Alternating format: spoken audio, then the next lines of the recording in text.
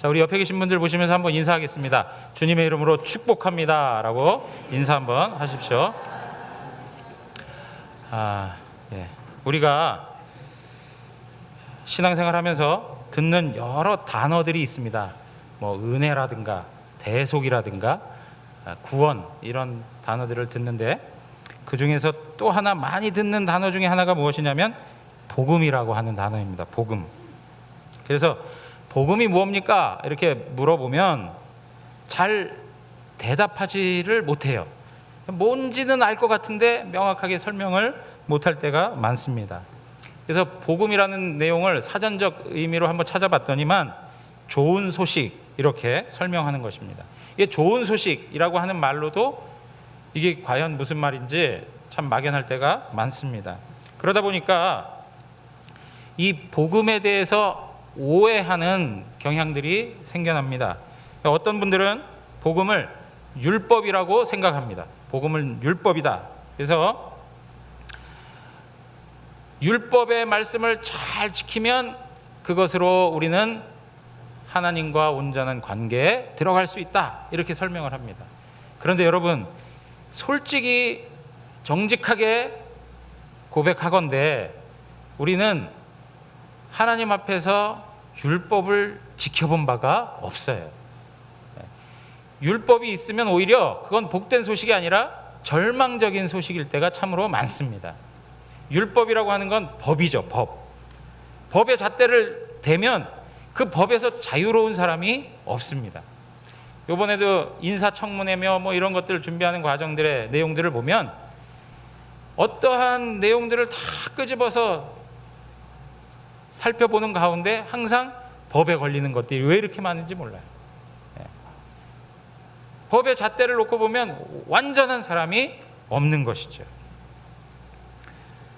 그래서 복음이라고 하는, 율법이라고 하는 것은 기쁜 소식이라기보다는 오히려 절망하게 하는 소식인데, 이 소식을 통해서, 이 율법을 통해서 한 가지 우리에게 유익을 주는 것은 뭐냐면 죄를 죄되게 한다는 거예요. 죄를 드러나게 하는 것이 바로 율법의 기능이라는 거예요. 그렇기 때문에 율법이 복음이 될 수는 없는 것입니다. 자, 두 번째는 어떤 사람들은 도덕적이고 윤리적인 삶의 함향, 그 향상, 더 높아지는 수준으로 살아가는 것, 이걸 갖다 복음이라 생각을 하는 거예요. 그래서 교회 나가면 착하게 산다더라, 착하게 사는 것을 복음이라 생각하는 분들이 있어요. 착하게 살면 구원받는다라는 생각을 갖고 살아요. 선하게 살고 남들 도와주고 사랑하고, 다른 사람들이 봤을 때 이 사람 법 없이도 정말 선하게 사는 사람이야 라고 하는 삶의 모습이 복음이라고 생각을 한단 말이에요. 근데 여러분, 기독교의 메시지는 거기에 있지 않습니다. 제가 중학교 1학년 때 교사 선생님을 통해서, 교사를 통해서, 우리 선생님을 통해서 하나 들었던 게 뭐냐면, 아무리 훌륭하고 아무리 착해도 천국 갈 수 없다는 거예요. 저 그 얘기 듣고 그냥 깜짝 놀랐어요. 예전부터 많이 들었을 텐데 그때는 신경을 못 쓰고 살다가 그 한 시간에 그냥 집중해서 들려지는 그 메시지에 제가 생각했던 것들이 그냥 확 무너져 버렸어요. 아니, 어떻게 착한데 천국을 가지 못하나. 그런데 여러분, 보시면 알겠지만 우리가 아무리 착하고 아무리 훌륭해도 하나님의 절대적 거룩함과 하나님의 절대적 선 앞에는 도달할 수가 없는 거예요. 그래서 그런 비유를 많이 합니다. 우리 옛날에 그 시골의 화장실 가보면, 그냥 흔한 얘기로 하겠습니다. 똥통이라고 그러죠. 거기에 보면 구더기들이 이렇게 막 올라오는데, 그 밑바닥에 있는 구더기나 벽을 타고 올라와 있는 구더기나 똑같은 구더기인 거예요. 너는 벽에 있는 구더기구나, 좀 더 사랑스럽게 받아들여 줄게, 이러질 않아요. 다 구더기는 구더기인 거예요. 어떤 조건으로 설명할 수가 없어요. 마찬가지로 우리가 아무리 선한 삶을 살고 아무리 착한 삶을 살아도 하나님의 절대적 거룩하심에는 도달할 길이 없어요. 하나님의 절대적 거룩하심 앞에서는 전부 쓰레기같이 취급되는 거예요. 그렇기 때문에 윤리적이고 도덕적인 것에 목적이 있는 것이 기독교의 참된 내용이 아닌 것이에요. 물론 주님을 만난 사람들이 삶을 통해서 변화가 일어나 나타나는 결과로 설명할 수는 있어도 그것이 기독교의 본질적인 내용에 있지 않다는 것입니다. 자, 세 번째, 어떤 사람들은 잘 되고 복 받는 것, 그것이 바로 복음이라 이렇게 생각을 합니다. 세상에서 잘 나가고 형통하는 것, 그러려면 복음을 받아들여라. 예수 믿으면 건강해지고 자식도 잘 되고 삶의 질도 더 나아질 수 있다. 베러 라이프를 꿈꿔라. 그것이 복음이 주는 힘이다 라고 이야기하는 사람들이 있어요. 그러나 여러분, 그것도 기독교가 아니에요. 기독교의 핵심 메시지가 아닌 것입니다. 우리가 하나님을 잘 섬기고 복음 가운데 살아가도 우리에게는 자식도 안 될 때가 있어요. 그리고 건강이 안 좋을 때도 있어요. 그리고 삶의 여러 가지 많은 문제들로 인하여서 고난 중에 신음할 때가 많아요. 이제 그런 측면에서 보면 기독교는 그러한 것으로 설명되지 않는다는 것입니다. 그렇다면 복음은 무엇이냐? 복음은 성부, 성자, 성령 하나님, 그분이 우리 인간들을 위하여서 행하시는 어떤 것, 우리 인간들의 구원, 우리 인간들의 영생, 우리 가운데 허락하는 하나님의 은혜를 인하여서 행하시는 어떠한 일들, 그것이 바로 복음이라는 것입니다. 그런데 이 하나님의 행하시는 일들 가운데 조금 더 좁혀서 복음의 내용들을 살펴보면 성경에서 뭐라고 얘기하냐면 로마서 1장 2절을 한번 보겠습니다. 다 같이 읽어보겠습니다. 이 복음은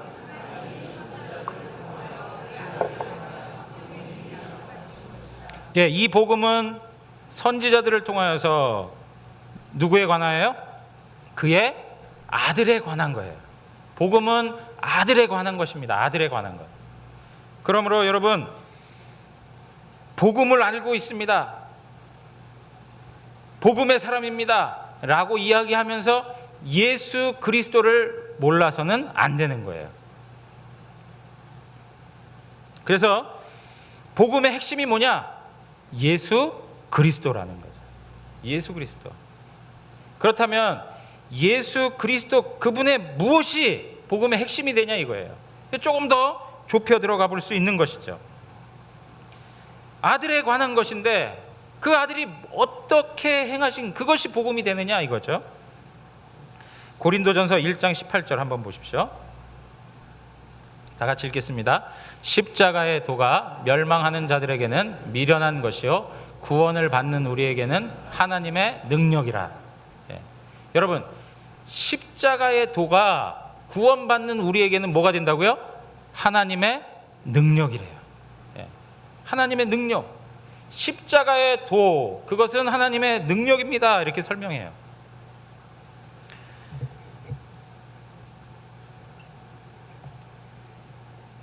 그런데 여기에 이 십자가라고 하는, 십자가의 도라고 하는 말을 로마서 1장 우리가 살펴봤던 그 본문의 내용을 보면 복음이라는 말로 대체할 수가 있는 거예요. 복음은 하나님의 능력입니다. 이렇게 설명했기 때문에 복음은 곧 십자가의 도이고 십자가의 도는 곧 복음이라 이렇게 설명할 수가 있는 것이죠. 자, 그러면 여러분 보십시오.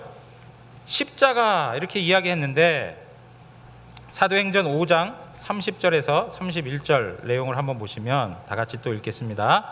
너희가 나무에 달아 죽인 예수를 우리 조상의 하나님이 살리시고 이스라엘에게 회개함과 죄사함을 주시려고 그를 오른손으로 높이사 임금과 구주로 삼으셨느니라.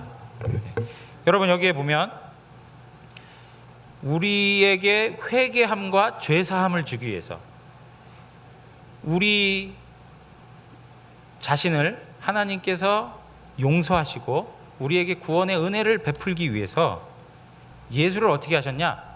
십자가에 죽이셨다는 거예요. 그리고 그 예수를 또 어떻게 하셨다고요? 죽이실 뿐 아니라 다시 살리셨다는 거예요. 여러분, 그래서 우리가 성경을 읽어갈 때 주어가 뭐고 동사가 뭔지를 잘 파악하는 것이 성경을 이해하는 데 참 도움이 됩니다. 이런 측면에서 하나님께서 예수를 죽이셨고 하나님께서 예수를 다시 살리셨다는 거예요. 무엇을 위해서요? 우리에게 회개함과 죄사함을 주기 위해서 그렇다는 거예요. 그러므로 십자가의 도라고 하는 말은 예수 그리스도의 죽으심과 예수 그리스도의 살아나심에 대한 거예요. 여러분 믿으십니까? 예? 예수 그리스도의 죽으심과 예수 그리스도의 살아나심에 대한 거예요. 사도행전 17장 3절에도 보면 바울이 데살로니가에서 전도하는 중에 선포한 이야기입니다. 다 같이 한번 읽겠습니다. 뜻을 풀어 그리스도가 해를 받고 죽은 자 가운데서 다시 살아나야 할 것을 증언하고 이르되 내가 너희에게 전하는 이 예수가 곧 그리스도라 하니. 예. 여러분 여기 보면 사도 바울이 복음 증거를 하는데 거기에 핵심적인 내용이 뭐냐 하니까 그리스도가 고난을 당하고 그리스도가 죽었다가 죽은 자 가운데서 다시 살아난다는 거예요.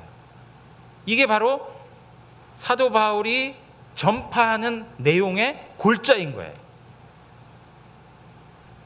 그러면서 하는 말이 뭐라고 그러냐면 내가 너에게 전하는 이 예수가 뭐가 된다고요? 그리스도가 된다. 여러분 예수는 뭡니까? 이름이에요. 이름. 하나님의 아들의 이름이 뭡니까? 예수예요. 예수. 그리스도라고 하는 말은 메시아라고 하는 말이에요. 기름 부음을 받은 자, 메시아.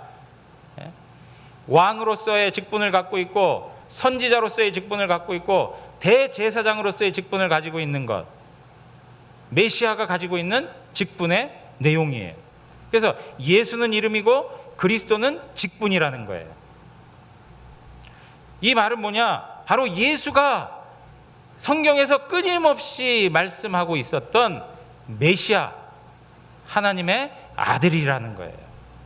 그분이 어떻게 됐다고요? 우리를 위해서 죽었다가 다시 살아나셨다는 것이 바로 복음의 핵심이라는 거예요. 자, 여러분, 그래서 제가 말씀을 드린다면, 지금까지 살펴본 내용들을 정리해서 말씀을 드린다면, 죄로 말미암아 영원한 하나님의 심판을 받는 우리 죄인들을 위해서 하나님께서 그의 아들 예수 그리스도를 십자가에 죽게 하시고 그 가운데에서 부활하게 하신 성삼위 하나님의 일하심이 바로 복음이라는 거예요. 예. 여러분, 복음이 뭐냐? 영원한 지옥에서 죽었던 우리를 하나님이 살리기 위해서 그의 아들 예수 그리스도를 십자가에 죽이시고 살리게 하시는 하나님의 일하심, 그것이 바로 복음이라는 겁니다. 그러므로 여러분, 그 복음이라고 하는 것이 기쁜 소식, 좋은 소식이라고 했습니다. 영어로 얘기하면 굿뉴스라고 이야기해요. 굿뉴스. 근데 여러분, 뉴스라고 하는 말은 스크린 준비되어 있습니까 혹시? 예, 뉴스라고 하는 말은 North, East, West, South에서 나온 말이에요. 그것이 하나로 뭉쳐져서 뉴스라는 말이 생겨난 것이에요. 동서남북 어디에서든지 다 들려오는 소식을 뉴스라 이렇게 얘기해요. 근데 우리가 얘기하는 이 복음은 세계 열방 가운데에서 들려지는 소식이 아니라 어디에서 들려지는 소식입니까? 하늘에서 들려지는 소식인 거예요. 예. 하나님이 행하시는 그 일. 예. 이렇게 복음이 선포될 때에 사람들은 기쁨이 있었고 감격이 있었습니다. 왜 그렇습니까? 죽었다가 살아났는데 그 가운데 감격이 없다면 말이 안 되는 것이죠.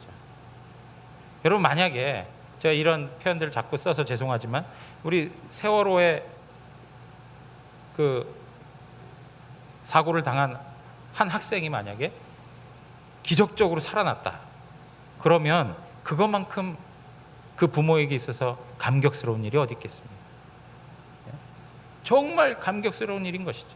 죽었다가 살아나는 거예요. 죽었다 살아나는 그곳에는 항상 기쁨이 있고 감격이 넘쳐나는 거예요. 하나님의 나라가 임하는 그곳, 하나님의 복음의 메시지, 하나님의 구원하는 행동, 하나님이 구원하기 위해서 일하시는 그 내용들이 선포되는 곳에 성도들은 감격함이 있었고 감사함이 있었고 그것을 자랑함이 있었다는 것입니다. 이사야 35장의 말씀을 한번 보세요. 1절에 보면 다 같이 한번 읽겠습니다. 광야와 메마른 땅이 기뻐하며 사막이 백합화같이 피어 즐거워하며. 여러분, 여기 이사야 35장에 있는 말씀은 메시아가 이 땅에 오심으로 인하여 하나님의 나라가 도래할 것을 설명하는 내용이에요. 하나님의 나라가 임하였을 때 이러한 일들이 있을 것이다 하는 것들을 설명해 주는 구절들이에요. 그럴 때 지금 뭐라고 얘기하냐면 광야와 메마른 땅이 어떻게 한다고요? 기뻐하고 사막이 백합화같이 피워 즐거워한다. 모든 피조 세계가 어떻게 해요? 기쁨 그리고 즐거움 가운데 감격하고 있는 거예요. 2절 다 같이 한번 또 읽어보겠습니다. 시작.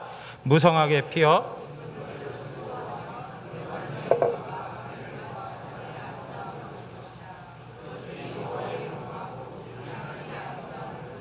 네, 기쁜 노래로 즐거워하며 그래요. 그 다음에 6절 가서 한번 또 보겠습니다. 그때 저는 자는 사슴같이 뛸 것이며 말 못하는 자의 혀는 노래하리니 이는 광야에서 물이 솟겠고 사막에서 시내가 흐를 것입니다. 네.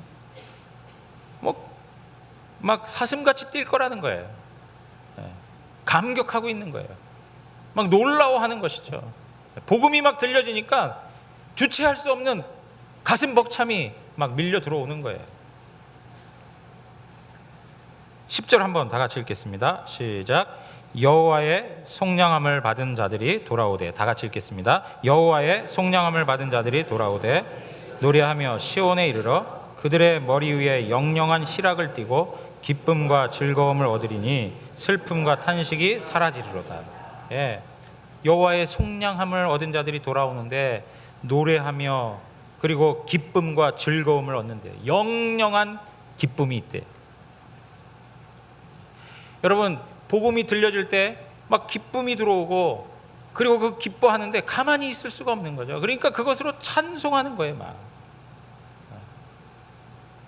누가복음 2장 10절에서 14절에 있는 말씀을 보면 10절에 이런 말씀이 있습니다. 천사가 나타나가지고 온 백성에게 미칠 큰 기쁨의 좋은 소식을 너에게 전하겠다 이렇게 얘기해요.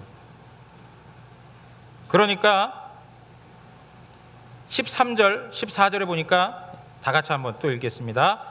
호련히 수많은 천군이 그 천사들과 함께 하나님을 찬송하여 이르되 지극히 높은 곳에서는 하나님께 영광이요 땅에서는 하나님이 기뻐하신 사람들 중에 평화로다 하니라.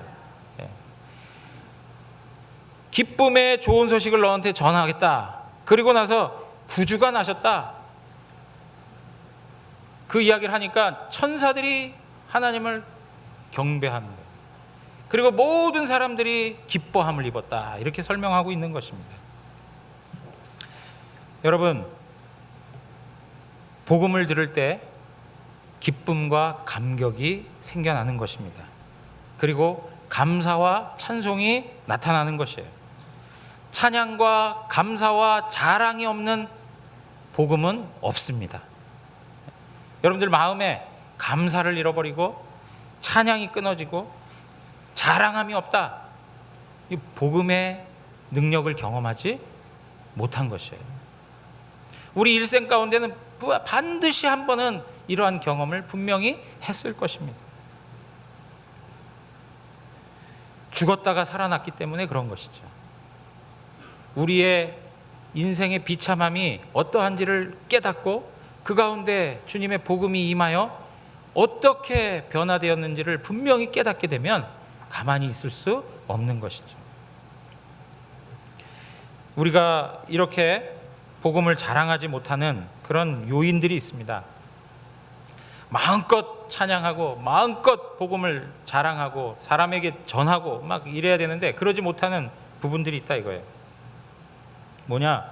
첫 번째로 고난당하는 모습 때문에 복음을 부끄러워할 때가 있어요.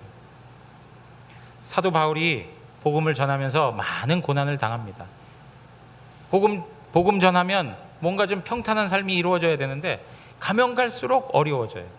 가는 곳곳마다 핍박이고 박해예요. 심지어는 어떻게 됩니까? 감옥에 갇혀서 어려운 처지에 놓이게 되는 그런 현실을 보게 되는 것입니다. 여러분들 사도 바울의 행적을 한번 살펴보십시오. 거기에 우리가 말하는 세상의 복됨이 있는지를. 끊임없이 고난의 연속인 것이죠. 이러한 고난의 모습들을 보니까 복음에 대하여서 당당함이 없어요. 심지어는 여러분 보세요.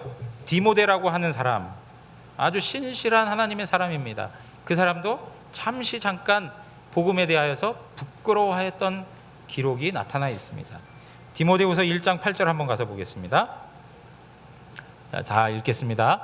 그러므로 너는 내가 우리 주를 증언함과 또는 주를 위하여 갇힌 자 된 나를 부끄러워하지 말고 오직 하나님의 능력을 따라 복음과 함께 고난을 받으라. 여러분 여기에 보면 나를 부끄러워하지 말아라. 나가 누구냐면 사도 바울인데 사도 바울이 어떤 사람입니까? 복음과 함께 사는 사람이거든요. 근데 복음 때문에 헌신하는 사람이 감옥에 갇혀가지고 고난의 연속된 삶을 살아가니까 이게 부끄러운 거예요. 그러니까 사도 바울이 디모데에게 권고하는 것입니다. 복음과 함께 고난을 받아라.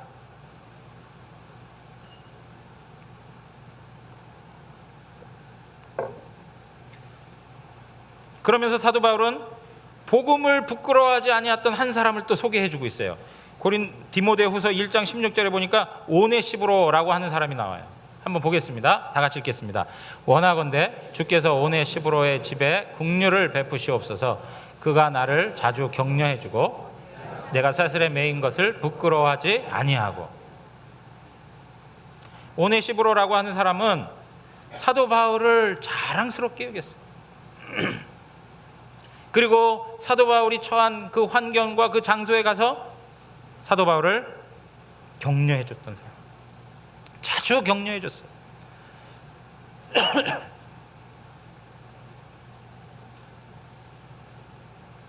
그리고 또 어떻게 합니까?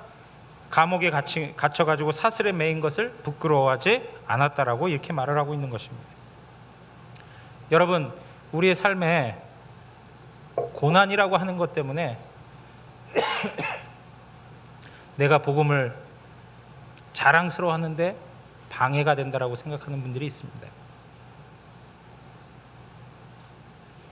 문제는 고난이라고 하는 그 상황과 현실이 문제가 아닙니다. 문제는 그 고난 중에도 하나님 앞에서 평안할 수 없고 하나님 앞에서 감사할 수 없고 하나님 앞에서 만족하지 못하고 살아가는 우리의 부족함 때문이지 고난 그 자체가 부끄러운 것이 아닌 것입니다.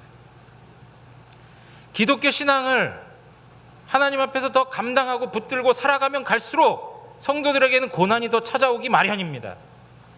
성도들의 삶에 있어서 고난은 뗄래야 뗄 수 없는 것입니다. 많은 고난이 다가옵니다. 예수 믿는다는 그것 때문에 고난이 찾아올 수 있고요. 그리고 하나님께서 우리를 성숙한 하나님의 사람으로 세워주기 위해서 고난이 우리 가운데 찾아올 수 있습니다.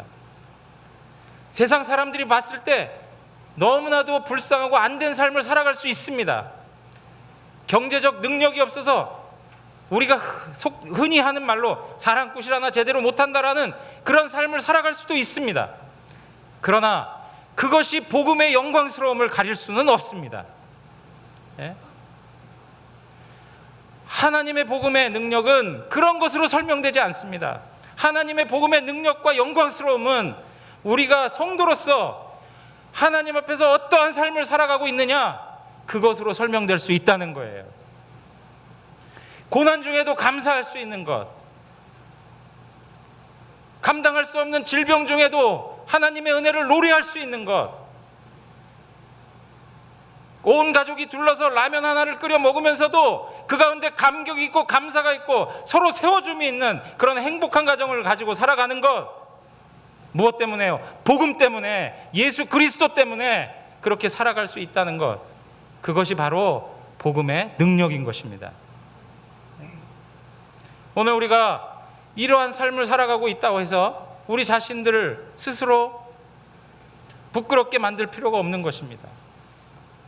간절히 바라기는 복음의 은혜를 입은 하나님의 사람들이라면 세상 앞에 당당하게 살아가는 은혜가 있기를 원합니다. 오늘 하나님 앞에서 내가 고난을 감당하고 살아가는 그것이 하나님께 큰 영광이 되고 있다는 걸 잊지 마십시오.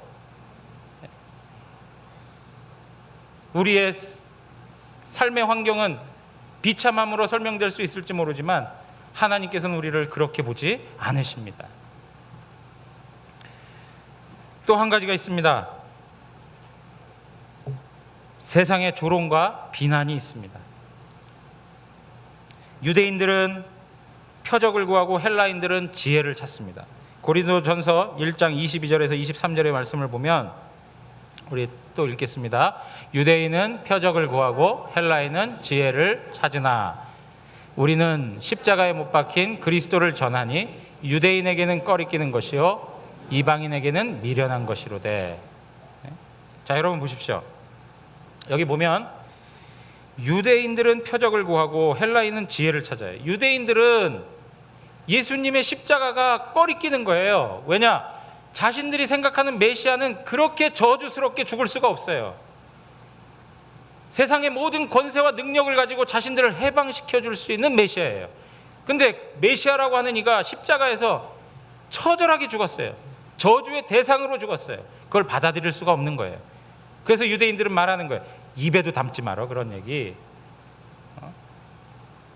받아들일 수가 없는 것이죠. 헬라인은 어떻습니까? 헬라인은 굉장한 철학자들이에요. 이성을 사랑하는 사람들이에요. 그리고 합리적인 사람이에요. 우리가 잘 알고 있는 소크라테스나 이런 사람들이 전부 헬라 사람들인 거예요. 그런데 기독교 신앙의 내용이 뭐냐 하니까 한 사람이 십자가에 달려 죽어가지고 모든 사람이 구원을 받는다는 거예요. 합리적이지 않아요. 이성적으로 받아들일 수 없는 이론인 거예요. 그렇기 때문에 그들 입장에서 보면 미련한 거예요. 저렇게 어리석은 사상을 따르다니. 이해할 수가 없는 것이죠. 하나님 나라의 비밀을 이성이 감당을 못하기 때문에 받아들이지 못하는 거예요. 여러분, 이러한 교리적인 문제로 인하여서 기독교 신앙을 조롱하거나 비난하는 사람들이 있습니다. 기독교 왜 그래? 다른 종교하고 같이 화합하면서 하나 되면서 서로 포용하고 서로 화합하고 타협할 줄 알아야지 왜 이렇게 독단적이야? 라고 하는 사람들이 있어요. 그러나 분명히 알아야 할 것은 타협할 수 없는 복음의 신비가 있고 절대적 교리의 내용이 있다는 것을 우리는 받아들여야 되는 것이죠. 그리고 또 한 가지가 무엇입니까? 교리적인 문제도 상당한 도전이긴 하지만 더 큰 도전은 무엇이냐면 현 시대의 성도들의 삶이 많은 사람들의 도마 위에 올라가 있다는 것입니다. 세상 사람들은 말을 합니다. 교회 다니는 사람들이 더 문제더라. 여러분 그런 얘기 들어본 적 있으세요? 없으세요? 예? 우린 문제 없는 것 같은데 자꾸 문제 있는 것 같이 막 얘기하죠. 교회 다니는 사람들이 더 문제다. 예. 오히려 그렇게 할 바에 안 다니는 게 낫다. 막 이렇게 얘기하는 분들이 있어요. 그리고 지금까지 한국 교회의 그 여러 가지 그 문제들을 바라보면서 비판적인 시각들이 얼마나 많은지 몰라요. 목사, 장로, 권사, 집사 도대체 그게 뭐냐?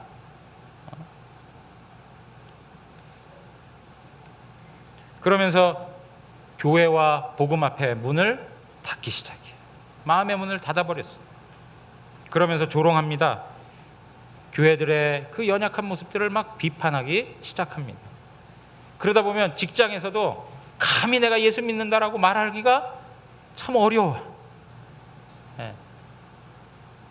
식사할 때 기도하는 것 통해서 내가 예수 믿는 사람이 될까 봐 그것도 하지 못해. 신앙생활하고 있는 내용 조금도 다른 사람에게 소개하지 못하는 그런 부끄러움을 가지고 살아갈 때가 있는 것이죠. 그러나 여러분, 분명히 알아야 될 것은 우리 예수님은 우리 인생 가운데 한 번도 실망을 안겨준 적이 없습니다. 예수님을 만난 인생은 지옥에서 생명으로 변화받고요, 사망에서 영생으로, 그리고 정말 허랑방탕한 생활 속에서 이제는 질서 있고 규모 있는 삶으로 변화하는 그런 모습들을 우리는 경험하고 있어요. 예수님께서 말합니다. 병든 자에게는 의사가 필요하다. 그러나 건강한 자에게 의사가 필요하지 않다. 건강한 자에게는 의사가 필요하지 않습니다. 그러나 병든 자에게는 의사가 필요합니다. 우리는 다 병든 자입니다. 예수 그리스도가 필요한 사람들입니다. 교회는 종합병원과 같습니다. 종합병원과 같아요. 어느 한 사람 완전한 사람이 없습니다. 오직 예수 그리스도만 완전하시죠. 그런데 여러분 보세요. 병원 다니는데 아주 명성이 있는 병원이에요. 병원 다니는데 그 정문에 들어가려고 했더니 진짜 꼴보기 싫은 사람이 한 명 나오는 거예요. 그래가지고 그 병원을 안 가서 치료를 안 받으면 누구 손해입니까? 내 손해인 거예요. 우리 그런 말 많이 하죠. 구더기 무서워서 장 못 담근다고. 장맛을 보려면 구더기가 무섭더라도 담가야 되는 거예요. 여러분, 예수님, 그분은 우리에게 희망을 주시는 분이시고 생명을 주시는 분이시고 새로운 삶을 주시는 분이십니다. 그분은 실망을 안겨다 주지 않습니다. 이제 우리가 또 한 가지 살펴보고 마칠 것은 뭐냐면, 우리 마음 안에 이런 모습들이 있습니다. 나는 복음이 필요 없습니다. 내가 그렇게 무슨 큰 죄를 지었다고요. 죄의식이 별로 없어요. 목사님, 제가 뭐 남을 해롭게 한 적이 있습니까? 무슨 바람을 피웠습니까? 아니면 뭐 남에게 사기를 쳤습니까? 저는 그렇게 악한 사람 아닙니다. 그런 의식을 가지고 있어요. 적당한 죄의식을 가지고 있어요. 그런데 여러분, 다시 한번 말씀드리지만 우리는 태어날 때부터 죄인이에요. 우리 인생에 있어서 가장 잘하는 게 뭔지 아세요? 죄 짓는 거예요. 가르쳐 주지 않아도 탁월하게 죄를 져요. 우리 자녀들을 키우면서 항상 확인하는 거예요. 내가 거짓말 시키라고 한 적이 없어요. 근데 와서 거짓말을 시키고 거짓말도 세련되게 하려고 해요. 그래서 오히려 아빠 엄마가 그 거짓말에 넘어간 적이 꽤 많아요. 여러분, 우리는 철저히 죄인입니다. 하나님의 절대적 거룩하심에 놓고 보면 철저히 죄인이에요. 내가 생각하는 것으로 내가 죄인이고 아니고를 생각하면 안 돼요. 내 기준이 돼서는 안 된다는 것이죠. 하나님의 기준이 필요합니다. 하나님의 기준. 하나님께 영광이 되지 않는다면 그것이 다 죄라는 걸 기억하셔야 돼요. 우리 삶을 살면서 하나님께 영광 되지 않는다, 그럼 다 죄인 거예요. 그러다 보니까 스스로 의롭다라고 착각을 하는 거예요. 이 정도면 괜찮지, 나 정도만 돼도 사회는 밝을 거야.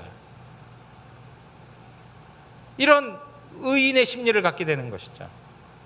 그러다 보니까 복음이 필요 없어요. 절망을 해본 적이 없어요. 절망을 해서 나를 구원할 이가 누구인가? 오호라, 나는 공고한 사람이다. 이 사망의 몸에서 나를 건져낼 자가 누구냐? 이 탄식을 하면서 그 가운데서 복음을 찾게 되고 그 가운데서 예수 그리스도를 만나게 되는데 그게 없는 거예요. 그러다 보니까 이 복음의 능력이 무엇인지를 깨닫지 못하고 사는 거예요. 하나님의 심판, 하나님의 영원한 지옥 심판에 대해서 가볍게 생각하는 거예요. 그 지옥이 뭐가 그렇게 대수냐? 근데 여러분 기억하십시오. 하나님의 아들이 왜 이 땅에 중보자로 오셔야만 했냐면 하나님의 심판을 견뎌낼 인간이 이 땅에는 없기 때문에 하나님이신 그분이 인간으로 오신 거예요. 하나님의 심판을 가볍게 여기지 마세요. 하나님의 심판은 영원한 심판이에요. 그 심판의 무게는 감당할 길이 없어요. 오직 살아계신 하나님의 아들 예수 그리스도만 감당하셨어요. 그 가운데서 하나님께서 복음으로 말미암아 우리를 구원해 주셨다는 거예요. 여러분, 이러한 기본적 기독교 진리에 대해서 너무나도 가볍게 생각한 나머지 우리 안에 복음의 능력이 없다는 거예요. 오늘 이 아침에 다시 한번 도전하고 싶습니다. 아직도 내가 하나님 앞에서 복음의 자랑스러움이 없거나 내가 하나님 앞에서 정말 이 감격이 없다면 하나님 앞에 간절한 마음으로 기도하십시오. 하나님, 나에게 복음의 능력을 허락해 주시옵소서. 복음이 무엇인지를 깨닫게 하여 주시옵소서. 그래서 그 복음 때문에 감격하는 인생이 되게 해 주시옵소서. 그 복음 때문에 다가오는 시련과 고난도 이겨낼 수 있는 사람이 되게 하여 주시옵소서. 이 고백을 하나님 앞에 가져야 되는 거예요. 여러분, 복음을 들은 사람들은, 복음을 경험한 사람들은 그 복음을 자랑스럽게 선포했습니다. 우리 찬송가 23장에 보면 이런 찬송이 있습니다. 만입이 내게 있으면 그 입 다 가지고 내 구주 주신 은총을 늘 찬송하겠네. 만입이 다 내게 있으면 그 입술에서 하나도 제됨 없이 내게 주신 구원의 은혜를 늘 찬송하겠네. 여러분, 우리가 살면서 무엇을 자랑하며 살아가십니까? 우리의 자랑이 무엇입니까? 우리의 입술에서 무의식적으로 나오는 자랑거리가 무엇입니까? 자식 자랑입니까? 내가 가지고 있는 것 자랑하는 것입니까? 세상의 명예와 권세 자랑하는 것입니까? 자랑할 수 있습니다. 그러나 그 모든 자랑은 철저히 한시적이고 순간적이라는 거예요. 영원한 자랑이 없다는 것입니다. 그러나 사도 바울이 자랑했던 예수 그리스도의 십자가는 영원히 자랑할 만한 가치가 있는 것입니다. 우리 말씀을 한번 읽고 마치겠습니다. 고린도전서 2장 2절 다 같이 읽겠습니다. 내가 너희 중에서 예수 그리스도와 그가 십자가에 못 박힌 것 외에는 아무것도 알지 아니하기로 작정하였습니다. 여러분, 사도 바울이 굉장한 식자예요. 그리고 많은 권세를 가지고 있던 사람이에요. 좋은 가문에서 태어난 사람입니다. 자랑할 것이 얼마나 많은 사람인지 몰라요. 알 것이 얼마나 많은지 몰라요. 그런데도 알지 않기로 작정했다는 거예요. 왜 그렇습니까? 예수 십자가 때문에 그렇다는 거예요. 갈라디아서 6장 14절 다 같이 또 읽겠습니다. 그러나 내게는 우리 주 예수 그리스도의 십자가 외에 결코 자랑할 것이 없으니 그리스도로 말미암아 세상이 나를 대하여 십자가에 못 박히고 내가 또한 세상을 대하여 그러하니라. 예수 그리스도의 십자가 외에는 결코 자랑할 게 없다. 여러분, 우리가 하반기에 전도 대행진을 하게 되는데 이것은 복음 대행진인 것입니다. 나의 자랑이 무엇인가를 다시 한번 생각해 보시면서 내 자랑이 예수 그리스도의 십자가가 되기를 원합니다. 예수 그리스도의 십자가. 그리고 이 십자가를 통해서, 이 복음의 선포를 통해서 내 영혼이 더욱더 복음으로 충만해지고, 또 이 복음의 선포함을 통해서 잃어버렸던 영혼들, 죽었던 영혼들이 살아나는 놀라운 은혜를 경험하는 은혜의 시간이 되기를 주님의 이름으로 축원합니다. 우리 다시 한번 마음 가운데 복음의 능력을 주시옵소서 하는 그 고백을 가지고, 그리고 우리 가운데 행하신 하나님의 구원의 위대한 일들을 전심으로 찬양하는 고백을 가지고 우리 하나님 앞에 찬양 드리기를 원합니다.